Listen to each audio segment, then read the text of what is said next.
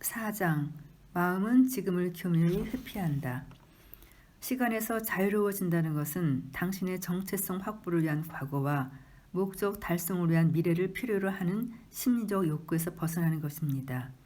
그것이 당신이 상상할 수 있는 가장 심오한 의식의 변화입니다.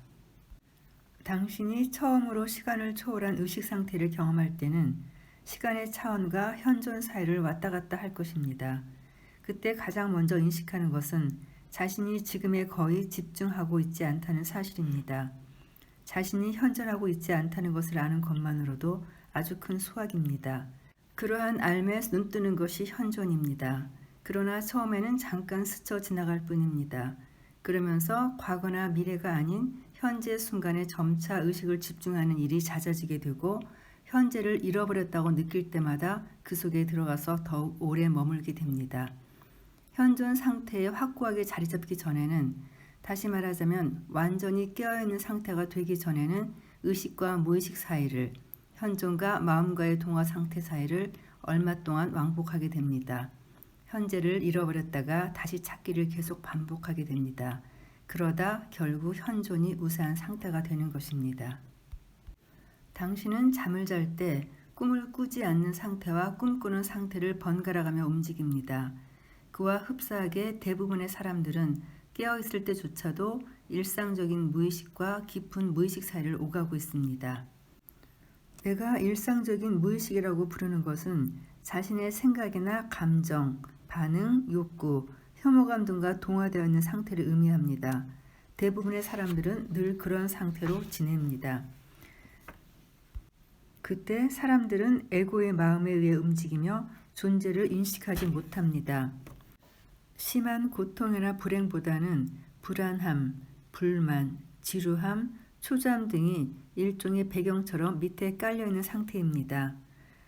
일상적인 무의식 속에서 있는 그대로 상태를 거부하거나 부정하는 습성은 불안과 불만을 만들어냅니다. 그러다가 에고가 위협받거나 도전을 받는 일이 생기면 그러한 저항이 강화되면서 분노, 두려움, 공격성, 절망 등의 강한 부정적 감정을 일으키게 되죠. 깊은 무의식 상태에서는 흔히 업장이 발동해서 우리 자신이 그것과 동화되어 버립니다. 당신의 의식 수준이 어느 정도인지는 삶의 시련이 닥쳤을 때 해결하는 방식을 보면 알 수 있습니다. 그러한 시련을 통해서 이미 무의식적인 사람은 어둠 속으로 더욱 깊이 들어가게 되고 의식적인 사람은 더 강하게 깨어있게 됩니다. 그러므로 모든 일이 상대적으로 순조로울 때 더욱 깨어있을 필요가 있습니다. 그러면 현존의 힘이 자라납니다. 지금 속에 깨어있게 되면 우리 내면과 주위에는 고주파수의 에너지장이 형성됩니다. 어둠이 빛 속에서 있을 수 없듯이 깨어있는 의식의 영역에는 무지라든가 부정성, 불화, 폭력이 끼어들 자리가 없습니다. 자기 관찰을 통해 정신적, 감정적 상태를 점검하십시오. 지금 나는 편안한가 라든지 지금 이 순간 내 안에서 무슨 일이 일어나고 있는가 라는 질문을 자주 하십시오. 외부에서 일어나는 일에 관심을 갖는 만큼 자신의 내면에서 일어나는 일에도 관심을 가지십시오. 내면을 올바로 인식하면 외부도 제자리를 찾을 겁니다. 내면의 현실이 먼저이고 외부의 현실은 그 다음입니다. 감정은 마음이 만들어내는 생각에 대한 몸의 반응입니다. 그 감정을 느끼십시오. 당신은 정말 그 에너지를 당신 내부에 갖고 있기로 선택한 겁니까? 만약 당신이 어떤 선택권을 가지고 있다면 또는 어떤 선택권을 갖고 있다는 것을 깨닫는다면 고통과 기쁨, 안정과 불안, 평화와 갈등 중에서 무엇을 선택하겠습니까? 본연의 행복과 내면적인 삶의 기쁨을 차단하는 생각이나 기분을 선택할 겁니까? 내가 그런 느낌들을 부정적이라고 말하는 것은 단지 그것이 나쁘다는 의미입니다. 그것을 하지 말았어야 한다는 의식이 아니라 복통을 느끼는 것처럼 단지 느낌이 나쁘다는 것을 의미합니다. 당신은 말이나 생각으로 자신이 처한 상황에 대해, 다른 사람들이 하는 행동이나 말에 대해, 주변 환경에 대해, 삶의 상황에 대해 혹은 날씨에 대해 불평하고 있지 않습니까? 불평한다는 것은 있는 그대로를 받아들이지 않는 것입니다. 거기에는 반드시 무의식적인 부정적 감정이 있습니다. 불평을 하면 스스로 희생자가 됩니다. 하지만 자신의 의견을 바깥으로 발산하면 힘을 갖게 됩니다. 그러므로 필요하거나 가능하다면 행동을 취하거나 이야기를 해서 상황을 변화시키십시오. 아니면 그 상황을 있는 그대로 받아들이십시오.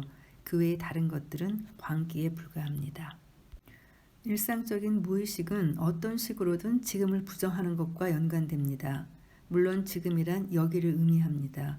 당신은 지금 여기에 저항하고 있지 않습니까? 어떤 사람들은 항상 여기를 떠나 다른 곳에 가 있고 싶어 합니다.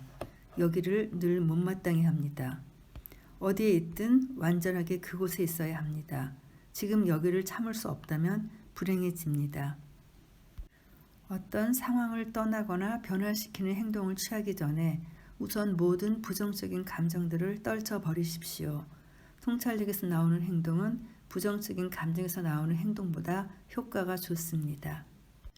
만일 지금 여기를 변화시킬 수 있는 일이 정말 아무것도 없다면, 그래서 그 상황에서 빠져나올 수 없다면 모든 내부 저항을 떨쳐버리고 지금 여기를 받아들이십시오. 그러면 불행과 원망과 자기 연민을 사랑하는 거짓자아는 더 이상 살아갈 수 없습니다. 이것을 내 맡김이라고 합니다. 내 맡김이란 연약한 것이 아닙니다. 그 속에는 위대한 힘이 있습니다. 내 맡기는 사람만이 영적인 힘을 가질 수 있습니다. 스트레스를 받고 있습니까? 당신은 현재를 미래로 향해 가기 위한 수단으로만 축소하고 있지 않습니까? 스트레스는 여기 있으면서 거기 있기를 바라기 때문에 생깁니다. 혹은 현재에 있으면서 미래에 있기를 바라기 때문에 생깁니다. 그래서 내부적으로 나라는 존재가 둘로 갈라지는 겁니다. 이런 식으로 내부를 분열시키고 그것을 견디면서 사는 것은 정상이 아닙니다. 미래를 기대하지 않고 현재에 저항하지 않으면서도 얼마든지 부지런히 움직이고 일하고 뛸 수 있습니다. 움직이고 일하고 뛰면서 그것을 완전하게 하십시오. 그 순간 높은 에너지 흐름을 즐기십시오. 자꾸 과거에 매달리는 사람들이 있습니다.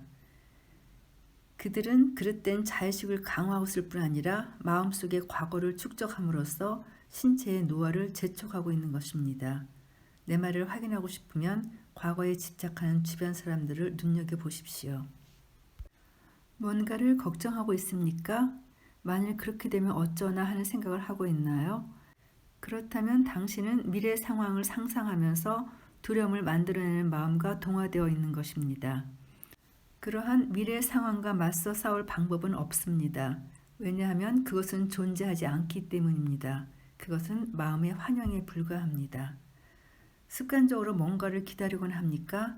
당신은 여태까지 무언가를 기다리느라고 삶을 얼마나 낭비했습니까? 기다림이란 마음의 상태입니다.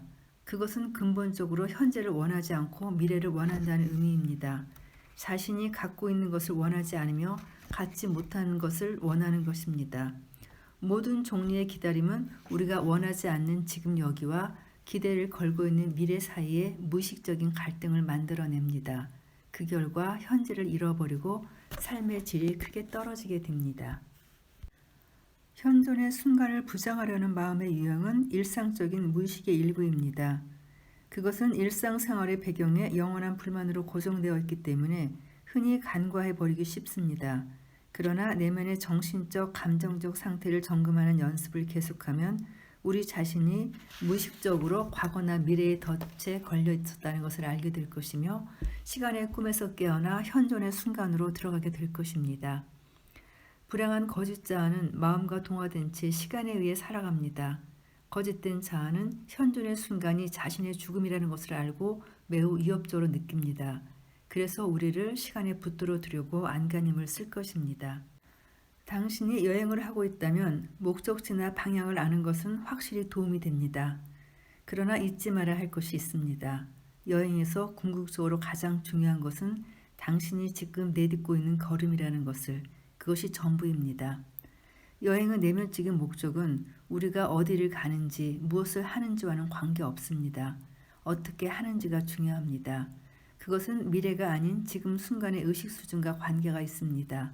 외부적인 목적은 공간과 시간의 수평적인 차원에 속해 있습니다. 내면적인 목적은 영원한 현재의 수직적인 차원으로 깊이 들어가는 것입니다. 외부의 여행은 수많은 발걸음을 포함합니다. 내면의 여행은 오로지 하나, 지금 내딛는 걸음뿐입니다. 그 걸음을 좀 더 인식하면 거기에 이미 목적지뿐 아니라 모든 다른 발걸음까지 포함되어 있다는 것을 깨닫게 됩니다. 이것이 우리의 내면 여행, 자기 자신 속으로의 여행의 목적이자 완성입니다. 내면의 목적을 깨닫고 나면 외부적인 목적은 단지 우리가 그것을 즐기기 때문에 계속하는 게임에 불과하다는 것을 알게 됩니다. 또한 외부 세계에서는 완전히 실패했지만 내면적인 목적에서는 완전한 성공을 거두는 것도 가능합니다. 물론 궁극적으로 모든 외부적 목적은 조만간 실패할 수밖에 없습니다. 왜냐하면 만물은 소멸할 수밖에 없기 때문이죠. 외부적인 목적이 우리에게 영구적인 만족을 주지 못한다는 사실을 빨리 깨달을수록 좋습니다. 외부적인 목적의 한계를 알게 될 때 그것이 우리를 행복하게 해주리라는 비현실적인 기대감을 포기하고 내면적인 목적을 우선시하게 되기 때문입니다. 현존하는 힘은 모든 생각의 형태에서 해방된 의식의 힘을 말합니다. 만일 당신이 과거에 주목한다면 당신은 거기에 힘을 부여하고 그것을 자기 자신이라고 오해하게 됩니다. 과거는 우리 안에 있습니다. 만일 우리가 비판하지 않고 분석하지 않고 아무 판단도 하지 않고 그 모든 것들을 지켜볼 수 있을 만큼 충분히 현존할 수 있게 된다면 현존의 힘을 통해 과거를 해결하고 용해시키게 될 것입니다. 과거 속에서는 우리 자신을 발견할 수 없습니다. 현존의 순간으로 들어가야 합니다. 다시 한번 강조하자면 깨어있는 현존은 과거를 용해시킵니다. 그것이 변화의 힘입니다. 과거를 이해하려고 하지 말고 최대한 현존하십시오. 과거는 현존 속에서 살아남지 못하고 우리가 현재 없을 때만 살아남을 수 있습니다.